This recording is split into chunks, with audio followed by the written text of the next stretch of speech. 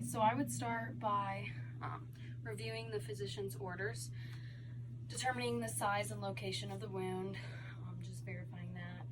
I would assemble all of my items, which I have here. I would assess the patient's pain level and then administer medication 30 to 40 minutes prior to the procedure if needed. I would do hand hygiene, and then I would introduce myself to the patient.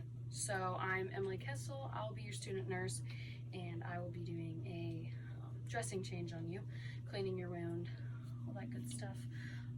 I would ask the patient to state their name and date of birth. I would look at their wristband and verify it to the physician's orders.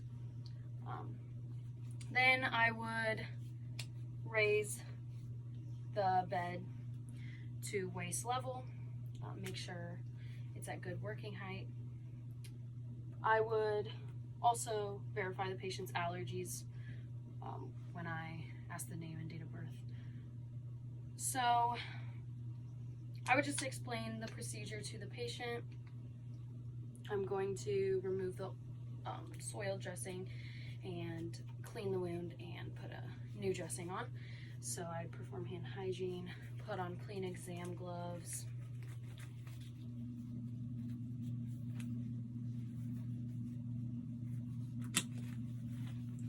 So when removing the soiled dressing, I would be careful not to tear the skin when taking off the tape. I would make sure not to contaminate the wound with my gloves by lifting the gauze off. I would also keep the gauze out of the patient's view so they don't have to see it. I would note any drainage, and if there is some, the color and the odor. I would note what the wound looks like. It's pink on the outside. There's no signs of infection. I would count the gauze, so there's 2 here. And so prior to this, I would have my biohazard bag ready. And then I would put my soiled gauze into the biohazard bag along with my exam gloves.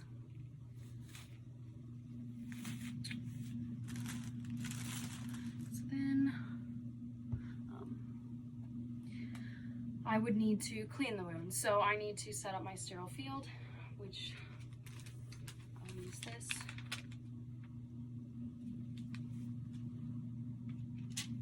I'll be sure not to touch the sterile portion, the inside part. I'll open it away from me. I can touch the outer border. I'll lay it down carefully. Then I will use I'll need my cotton tip applicators. And when opening my supplies, I'll be sure not to lean too much over my sterile field, making sure they land inside the 1-inch border. I'll need dry gauze. So this one didn't land inside the 1-inch, so I would need a new one, but I'll just use this one for the validation. I'll need a suture removal tray. An abdominal pad.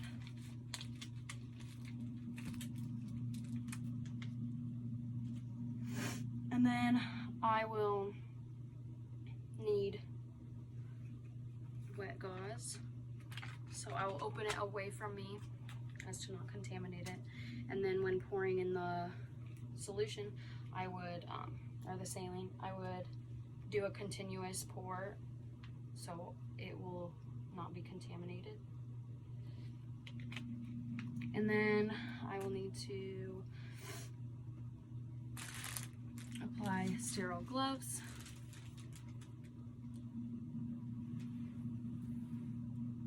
So I'll do hand hygiene.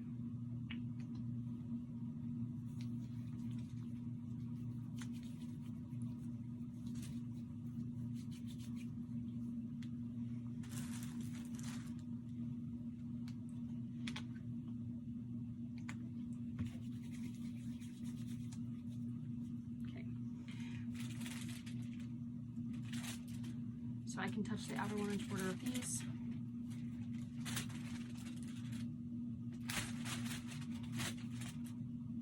Okay, I'll start with my non-dominant hand, making sure that they don't touch anything.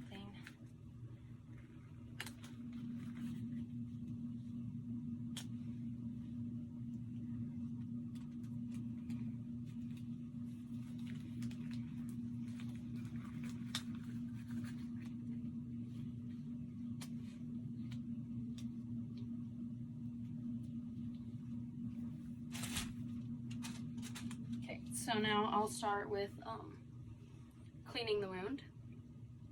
So I will need my forceps and my wet gauze.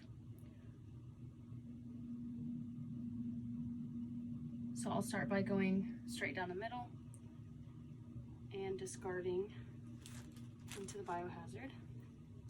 Then I will do one side, discard into the biohazard, and then I will do the other side, making sure to get a new one every time, and put that one into the biohazard. And then during that, making sure I don't touch my gloves on anything to contaminate, and then I can discard my forceps. So next I need to we'll just assess the wound, making sure that it tolerated that cleaning well, making sure it's not too irritated. Then I will need to pack the wound. So I'll use a wet gauze, making sure it's not too wet, wringing it out if it is, using a cotton tip applicator. I will pack the wound, being sure that the gauze and the cotton tip applicator doesn't touch outside of the wound, like the outside skin.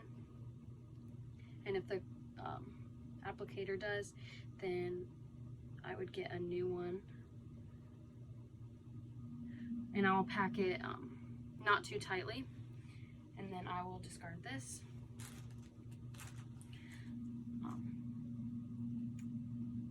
Making sure I don't lean over the Sterafield. I'll also get the dry gauze.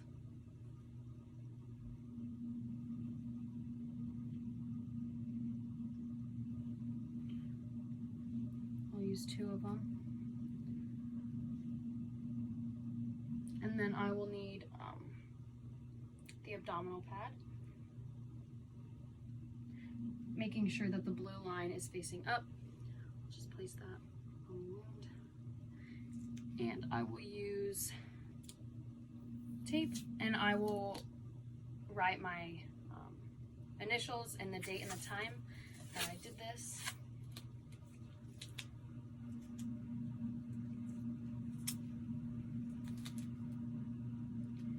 Then I'll tape the wound, or the abdominal pad, to the wound. Make sure it's not too tight, but not too loose.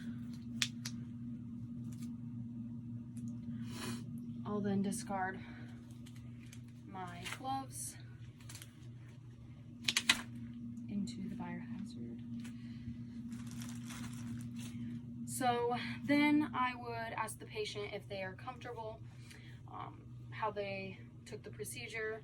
I would lower the bed.